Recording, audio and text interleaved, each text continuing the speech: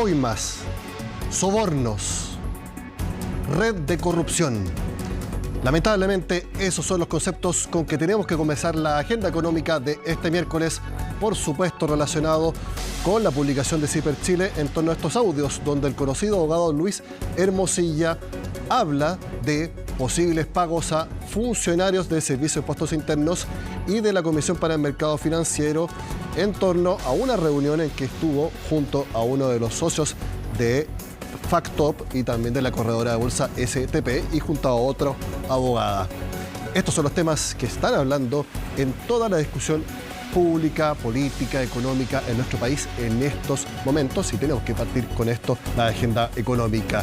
Y precisamente el Servicio de Impuestos Internos anunció una denuncia por cohecho para quienes resulten responsables si es que hay funcionarios que recibieron verdaderamente pagos por entregar información de unas causas o bien entorpecer los procesos, tal como lo dijo el director del servicio.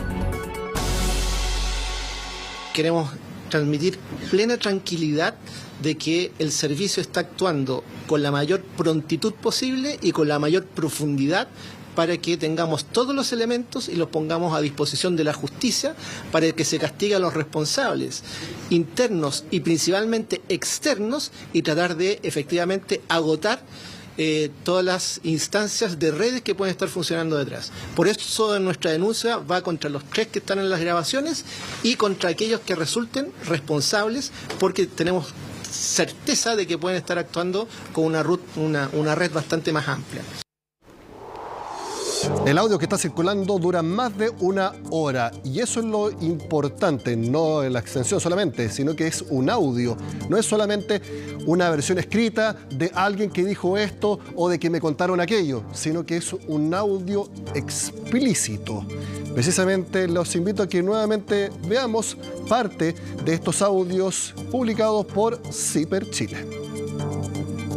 Necesitamos una caja para gastos, una caja negra.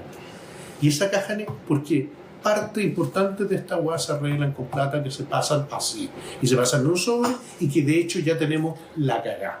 Porque estamos atrasados y pasa por los mismos hueones, yo no los conozco, que están en el servicio. Pasa por los mismos hueones. ¿Cuál es la primera hueá que hay que hacer aquí? Es controlar toda la información que salga del servicio. Cuándo, cómo, cuánta información, etcétera, qué errores lleva, qué huevada, etcétera. Tenemos que tener control sobre esa puerta. Y el que tiene la llave de esa puerta es un hueón al que le debemos en este minuto 10 millones de pesos. Bueno, después de todo lo que ha sucedido tras conocerse esta publicación, hay una declaración muy importante, que es precisamente de Luis Hermosilla, que lo hizo a través de un comunicado. Leámoslo a continuación, no es muy largo. Según Luis Hermosilla, él ha sido objeto de una maniobra siniestra cuyos alcances habrá que develar en el transcurso del tiempo. Además de los aspectos obvios y evidentes, están en juego el Estado de Derecho y el rol de los abogados, desde que por medio de la comisión de un delito de grabación y difusión de conversaciones privadas amparadas en el secreto profesional, se accede a ellas. Sigue diciendo: debo afirmar categóricamente que no he pagado ni ofrecido beneficio a funcionario público alguno. Habrá que investigar a fondo, sin duda, estos hechos y aquellos que le dan origen. Pero parece claro desde ya que hay en marcha una operación obscura manejada en los subterráneos del poder con alcances políticos y comunicacionales insospechados, una estratagema propia de países en los que no funciona el Estado de Derecho. Esta es la defensa de Luis Hermosilla. De hecho, él menciona que va a hablar solo una vez por el momento y es a través de ese comunicado.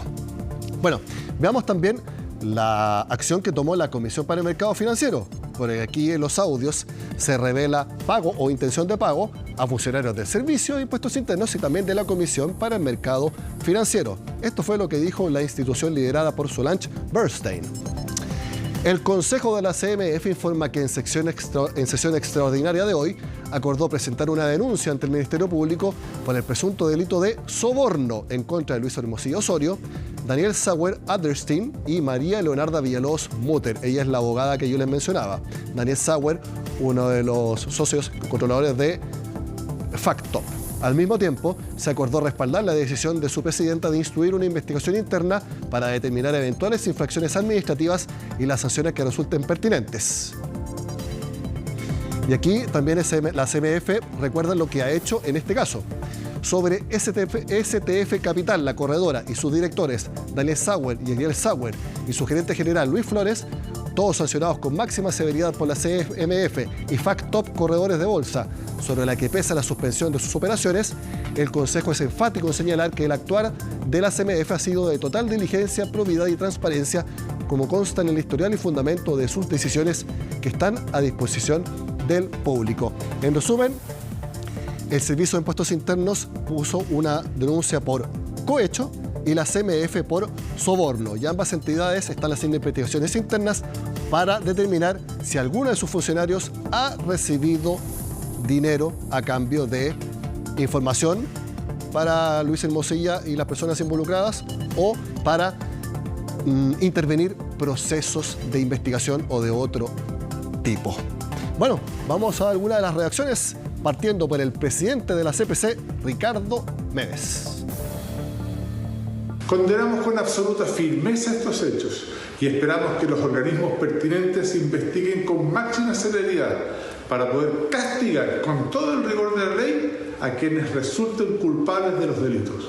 Nos preocupa de sobremanera que la institucionalidad sobre la cual se sustenta nuestra democracia sea dañada por estos actos que vulneran la fe pública y la confianza sobre la cual se basa el correcto funcionamiento de los mercados.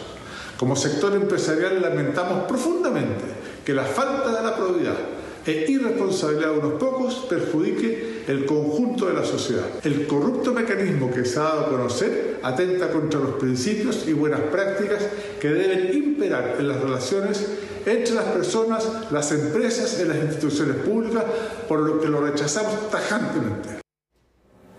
También emitió un comunicado la Sociedad de Fomento Fabril. Veámoslo. La entidad liderada por Rosario Navarro. De comprobarse que los hechos descritos son efectivos, estamos frente a actos de corrupción que como país no podemos tolerar y que como SOFOFA condenamos enérgicamente. Casos como este dañan la confianza de la sociedad, en las instituciones se instalan un manto de duda sobre organizaciones que deben ser ejemplo de integridad y que son las que velan por el bien común. Al llegar a San Francisco para la cumbre de APEC, también comentó esto el presidente Gabriel Boric a través de su cuenta de X. Veámosla. Delitos como los que se sugieren en el reportaje son gravísimos y dañan profundamente a Chile, a la integridad de la función pública y a la confianza de las personas. No escatimaremos esfuerzos en esclarecer los hechos, investigar y sancionar a quien corresponda. Paralelamente, seguiremos avanzando en proyectos como el de anti-evasión y el de inteligencia financiera, que levanta el secreto bancario en casos de conductas eventualmente delictuales. Combatir la corrupción es tarea de todos y debemos ser implacables en enfrentarla. Hoy también volvió a referirse al tema el ministro de Hacienda, Mario Marcel. La ley sobre delitos económicos que se aprobó no hace mucho tiempo, con críticas de algunos dirigentes empresariales, incluso acciones ante el Tribunal Constitucional, justamente sanciona este tipo de conductas. Está por verse, ¿cierto?, si de acuerdo a la fecha de entrada en vigencia de la ley, de las acciones que están involucradas, si se aplica efectivamente la normativa de la Ley de Delitos Económicos, pero más allá de eso, creo que es importante recordar que hubo toda una controversia en torno a esta legislación cuando se aprobó y ahora estamos viendo un caso bien concreto, ¿cierto?, en el cual creo que nadie tendría duda de que lo que corresponde es actuar con el máximo rigor. Creo que no hay maniobra más siniestra y más evidente en este caso que una reunión en la cual una empresa o los representantes de una empresa que está siendo investigada y sancionada, junto con sus abogados, articulan un mecanismo para eludir su responsabilidad. Me parece que esa es la maniobra más siniestra que tenemos directamente a la vista.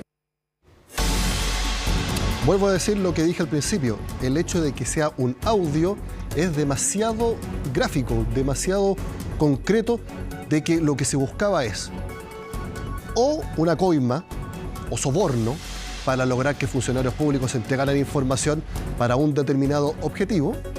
O bien, otra opción que no se ha descartado, y que incluso lo han dicho, por ejemplo, el ex fiscal Carlos Gajardo, es que puede ser una estafa por parte de Luis Hermosilla. Eso es lo que han dicho como posibilidad. Por ejemplo, lo que decía el ex fiscal. El punto es que acá hay algo demasiado concreto y a menos que sea inteligencia artificial, parece muy difícil desmentir que al menos se estaba buscando hacer eso. Ahora lo importante es saber si es que se llegó a concretar esos pagos a los funcionarios públicos. Lo que sí está concreto es que la duda sobre la institucionalidad y sobre el funcionamiento de las instituciones y el trabajo de algunos abogados está puesta totalmente esa duda, lamentablemente. No queremos terminar con una mala noticia el primer bloque de esta agenda económica y lo hacemos con una muy buena. Por fin, a partir de este jueves, bajan las bencinas y de manera importante, casi 30 pesos en todos los octanajes. El querosén, de hecho, baja más de 30 pesos, va a subir el diésel. Es una mala noticia, pero al menos dentro del contexto de la baja de combustibles es algo bueno a partir de este jueves. Hacemos la pausa y al regreso en la agenda económica hablaremos sobre estos temas, pero también sobre cómo impulsar el crecimiento de Chile con el expresidente del Banco Central, Vittorio Corvo. Nos vemos.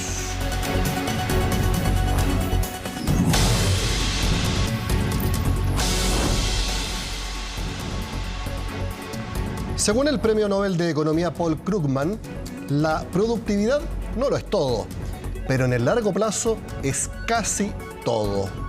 Vamos a hablar en nuestro ciclo de entrevistas en Agenda Económica sobre cómo impulsar el crecimiento de Chile junto a una persona que ocupa bastante esta cita en sus presentaciones. Me refiero al expresidente del Banco Central, Vittorio Corvo. Gracias por estar con nosotros, Vittorio. Muchas gracias por la invitación. Me imagino que usted ocupa esta cita porque debe estar de acuerdo con Paul Krugman de que en el largo plazo, para impulsar la actividad, la productividad es casi todo. Sí, claro, no hay duda. Y también eso viene de un premio Nobel de Economía antes que él también, la idea, pero Paul lo puso mucho más explícito, de Robert Solow, que fue uno de los desarrolladores de la forma moderna de ver crecimiento. Igual como si en economía tenemos siempre modelos, formas de pensar en los problemas.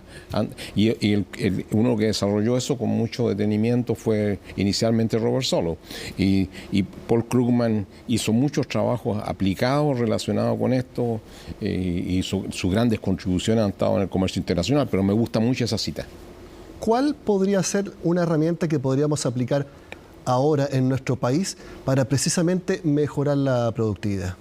Yo creo que hay cosas de corto y de largo plazo. De corto plazo, dado que tenemos un problema dramático de crecimiento, que el crecimiento nos habíamos acostumbrado a una tasa de crecimiento que llevaba un gran progreso del país y eso se fue quedando atrás desde comienzo de la década pasada, 2011, 2012, de ahí empezamos ya, se acható el crecimiento. Entonces lo que hoy día hay cosas más, siempre cuando uno empieza en una casa no la va a reconstruir entera, tiene que empezar a arreglar las cosas de la casa que no funcionan.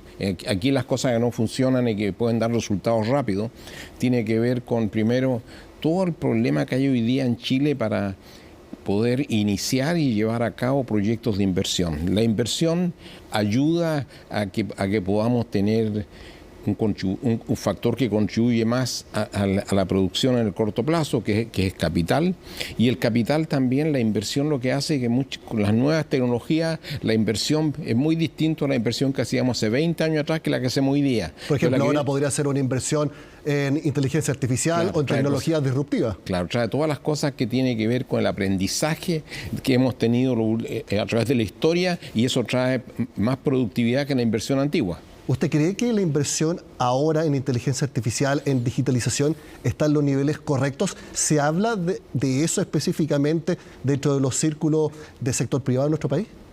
No, pero yo creo de que antes de empezar a correr hay que aprender a caminar. Y en Chile todavía nos queda mucho para aprender a caminar que tiene que ver con cosas mucho más pedestres, que todo el costo que significa en Chile preparar un proyecto por el hecho que hay mucha incertidumbre si va a si va a fructificar el proyecto. Hay inversión que se ha hecho y eso tiene paralizado hoy día inversiones en muchos sectores. Yo empezaría por ahí a picar, antes de preocuparme de cómo se iba a cambiar el papel de los muros de la casa. Hay que preocuparse primero que funcione la red de agua, la red de alcantarillado, y ahí los problemas centrales que tenemos hoy día tienen que ver mucho con la permisología, que es la palabra que se ha adaptado. Usted habla incluso de podar la permisología como si fuera un arbusto o una maraña demasiado confusa y que hay que simplemente quitarle grasa. Claro, quitarle grasa, yo creo que tiene mucho sentido tener procedimientos, pero los procedimientos tienen que ser más eficientes, tiene que haber más certeza, que si uno cumple ciertas cosas va a poder tiene una probabilidad alta que se apruebe su proyecto. Está muy bien que nos preocupemos del medio ambiente con todos los problemas que tenemos, pero hay que tener procedimientos claros, procedimientos que no sean arbitrarios. O sea, esto es una cosa kafkiana que después que pasa por todos los procesos, al final hay un comité de ministros. Entonces, ¿para qué sirvieron los procesos técnicos? ¿Qué le parecen los mensajes que han dado la autoridad del presidente Boric diciendo que se va a reducir en 30% los permisos? El ministro Grau trabajando en reducir los permisos sectoriales, algo que también impulsa Hacienda. Yo creo que eso va en la dirección correcta. Ahora quiero ver cómo se avanza, pero no hay duda que eso va, el foco está bien puesto. ¿Usted cree que se va a poder lograr? Porque han dicho que quieren presentar estos proyectos antes de fin de año. Antes de lograr algo hay que ponerse un objetivo y trabajar para ese objetivo. Y yo creo que está bien que se haya puesto ese objetivo. Las otras cosas en Chile tiene la gran ventaja frente a otros países que nosotros ya hicimos el trabajo en crear la estabilidad macroeconómica. Sin estabilidad macroeconómica nadie crece, el otro es pura magia. Y Chile fue capaz de desarrollar toda una institucionalidad con un Banco Central autónomo, con una regla fiscal y con un sistema de regulación y supervisión financiera que eso está ahí. Entonces, ese activo que pocos países lo tienen, nosotros ya lo tenemos. Y el otro activo grande que tenemos nosotros, que la economía chilena es una economía muy abierta.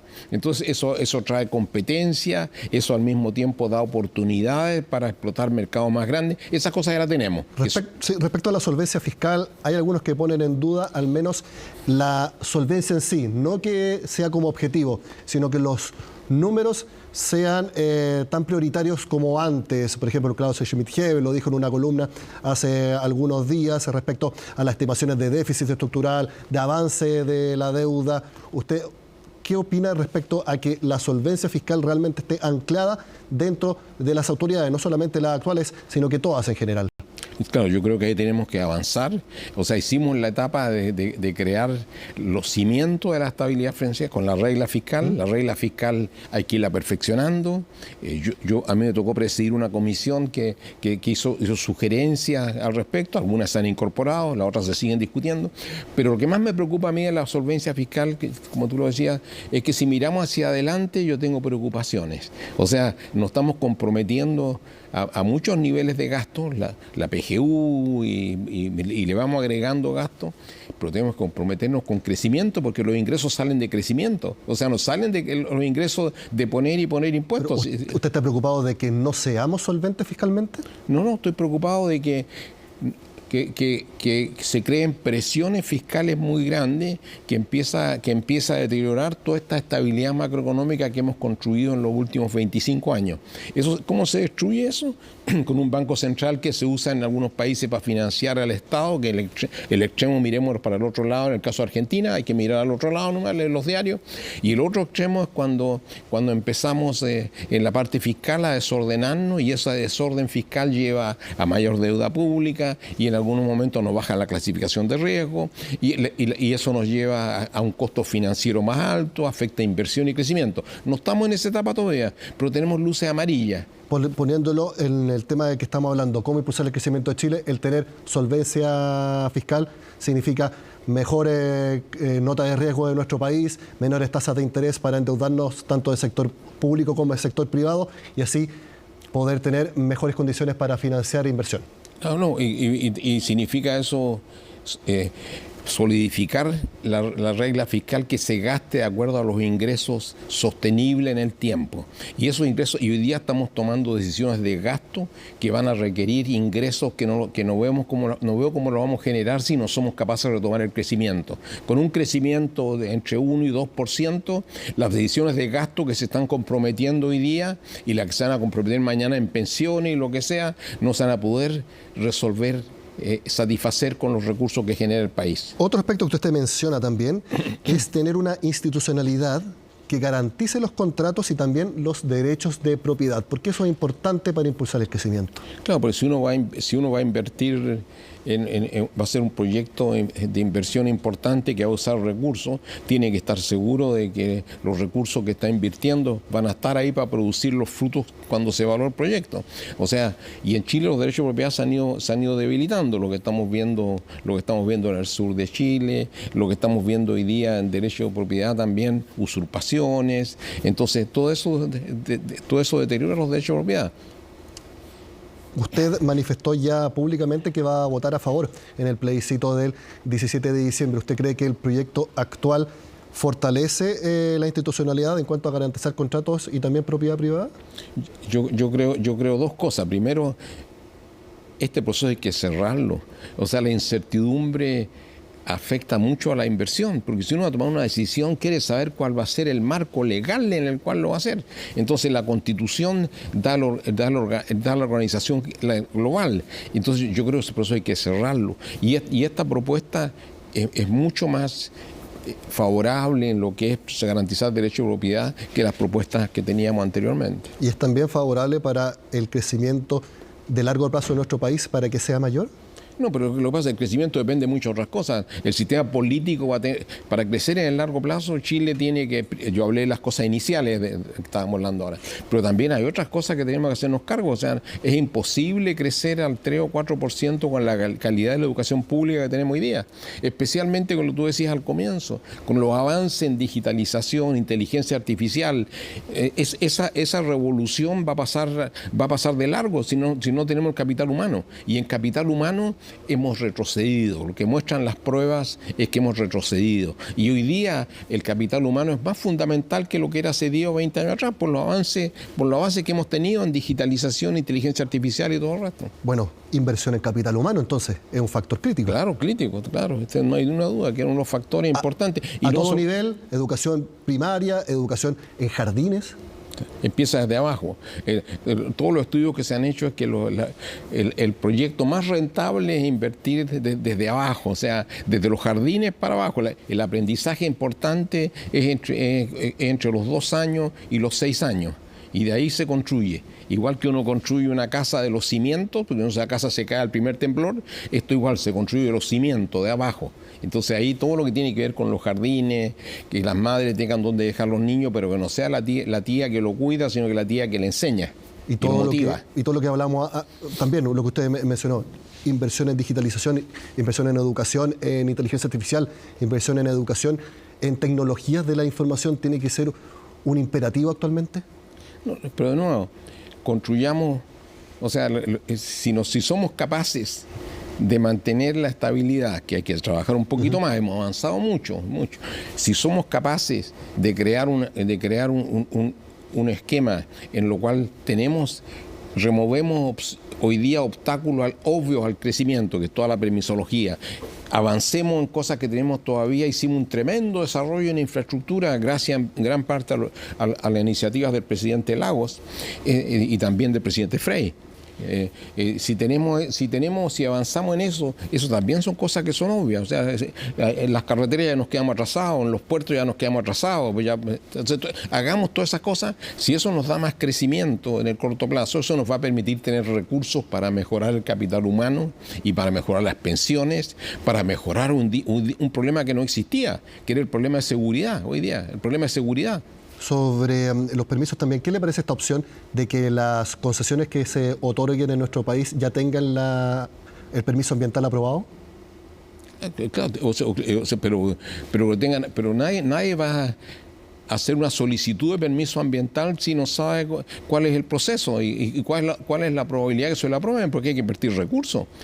Para tener un permiso ambiental aprobado hay que hacer toda una inversión, y nadie se va a atrever a hacer una inversión si la probabilidad de éxito de que le aprueben el proyecto es baja. Eso está pasando hoy día, que afecta a minería, y eso no es solo un problema de este gobierno, eso viene en los últimos 10, 15 años.